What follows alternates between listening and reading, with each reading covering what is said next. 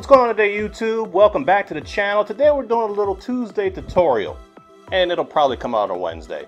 But anyway, we're gonna go from this to this. So it was a pretty easy modification. Didn't cost us much either. The case cost about 15 bucks. The button's another 15. But let's go ahead and check out how we did it. Pretty easy. Took all of about 10 minutes. And there's different button combinations and faceplates, so you can choose whatever you like. The links will be in the description on where I got this from. But in the comments below, let me know what you think of it. Okay, so here's the Xbox One controller. This is the kit I went with. And it comes, of course, with a Torx screwdriver, as well as some extra bolts. I also went with these. They'll come out. There we go. And this comes with 2 Torx screwdrivers. And your little controller pads and your buttons. So there's a lot of sets you can get, so you don't have to necessarily go with this one. As well as I opted for this D-pad. It's a little bit of a different, Jesus. It's a little bit of a different color. So I don't know if it's gonna work, but I'll go ahead and give it a shot. Go ahead and move all this to the side so we can start the surgery. So first thing we have to do is take this apart. We have to get to the screws. And the screws are located under here, and under the battery compartment. It's not like a PlayStation controller, which you could see the screws clearly. No, Xbox tried to be a little refined and hide all of their screws. Okay, so let's go ahead and crack it on open. So first we're going to remove the battery compartment and the battery pack, because your first screw is going to be under this little piece of paper. And the tag is one of those plastic tags, so it's not going to rip on you. Comes off gently, and there's your first screw. So I'm gonna grab the Torx screwdriver that came with the faceplate. We'll go ahead and unscrew it. Okay, now we got that one. The next ones are gonna be under these little covers. So what I do is just press the trigger down, put your finger under there, and pop it up a bit. If you have one of these smudging tools, it's good because you could just stick it under there and work it out.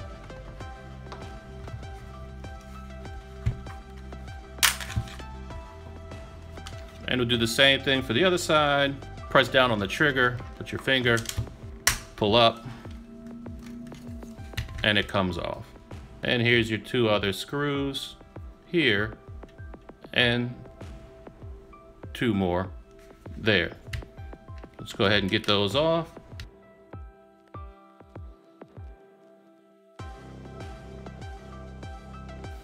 We're just going to go ahead and flip it back over. And then all you need to do is simply lift up the stock faceplate. Set that off to the side. And here is our aftermarket faceplate. If you were just using the faceplate, you just simply snap it on like this and then flip it over, reinstall your screws, and then snap the little covers back over it, and that's it. But since we're going to be getting a little more involved, we're going to go ahead and start by pulling off the little directional sticks. You pull them straight up and they come right off. And then we're going to gently lift the entire guts of the controller straight up. So we're going to need to get to these buttons here. So what we're going to do is just go ahead and flip it on over again and remove these 4 screws here, here, here, and here. But before we do that, you might want to remove this little black cable. It's very thin, so be gentle. Pull it straight on up and it pops off. Kind of push it to the side a bit. Okay, so let's go ahead and get these screws off. And the kit with the buttons as well as the faceplate come with all the screwdrivers you need to take everything apart, so you don't really need any tools of your own. Okay, so now that that's done, we're going to go ahead and flip it on over one more time here. And the little clamps that are holding these wires down, go ahead and gently unclamp those.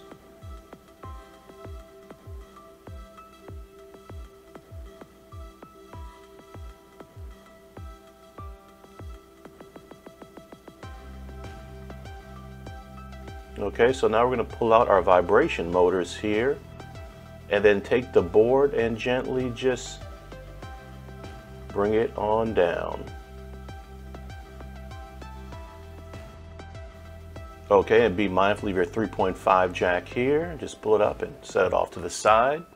Now we have these last 4 screws to remove so we can get to the buttons. And 4. Okay, and then we're going to flip it up and release these little clips. 2 of them there. And then the board would lift right on out and you could set it off to the side.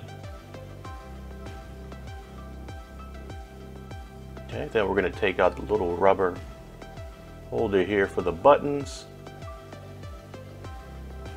And then now you can start popping your 4 little buttons out. Let's put in some buttons. And they all have patterns at the bottom to ensure that you put them in the right spot, kind of like square peg, square hole.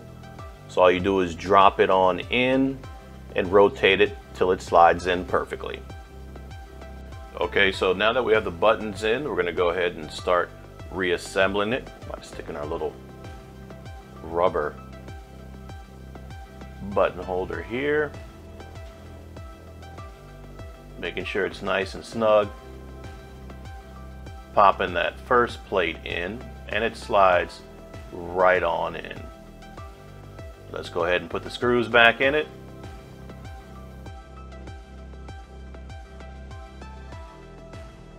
Okay, done. Now remember to put your little 3.5 jack back on the first board. Now let's go ahead and pop on the second board and get this one screwed down as well. Okay, now that we have that screwed down, we're going to flip it on over and make sure these black and gray wires are back under the clips. Now that that's done, we're going to go ahead and flip it on over again. And this little plug, make sure it is nice and snug. Alright, now that that's nice and snug in there, we're going to pop our vibration modules back into their little holders. And all they do is simply just slide right on in. Now we can go ahead and set the whole piece back into the lower portion of the controller housing. And I got the Fallout 76 Xbox One X, and this controller came with it. I wonder if that's why they have the 76 in there. Okay, and now we're going to remove that little silver ring from around the D-pad. And that just pops right on out. And pull out the old D-pad. And we're going to go ahead and pop in the new D-pad. Okay, nice and snug there. When you put that in, make sure to put the silver ring back over the D-pad. I got kind of anxious to put these sticks on and forgot to put the ring on. These thumbsticks slide right down over these little tiny poles there. Just make sure they're nice and snug. All right. Perfect. But since these thumbsticks are basically larger than that outside portion of the faceplate, they actually slide right on up. Just the tip of it, as you can see here, it's like a little peg. Right. Pull them both up, and now you're easily able to slide the faceplate over those thumbsticks. And then when you get the faceplate on, you just put the cap right back onto the thumbstick. But forgot something. All right, forgot that little silver ring. Let's go ahead and pop that on now. Okay, so take two. Now you're able to slide the top cover over. It's nice and snug. So let's start getting the screws back in it. And remember the final screw under the label. Okay, now we just need to put our caps back on our thumbsticks here. Right, make sure they're nice and snug. Okay, and there's the finished product. Buttons feel good there. The sticks move around perfectly. What's left to do is just pop in your battery, your battery cover, and then the covers for the left and the right rear. Those just snap right on in.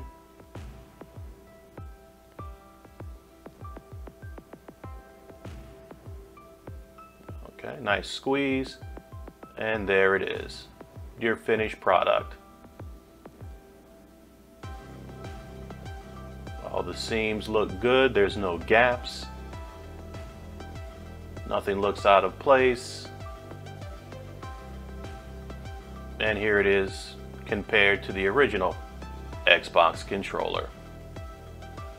And for the final touch, I added some color. See how the buttons are green, blue, yellow, and red? So I went ahead and put a little paint on the insides of the buttons there, the green, blue, yellow, and red, so I can kind of know what's what when I'm playing. But I'll probably never play with this controller, just put it on a little display stand and call it a day.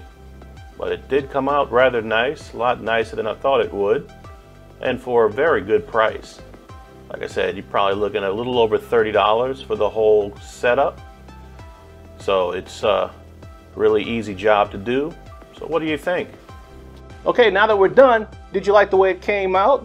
Did you like the combination of the brown wood style plate with the bullet buttons? Yeah, this might not be for everybody, but I kind of dig the way it looked. Let me know if you use a different combination in the comments below, as well as if you liked how it came out.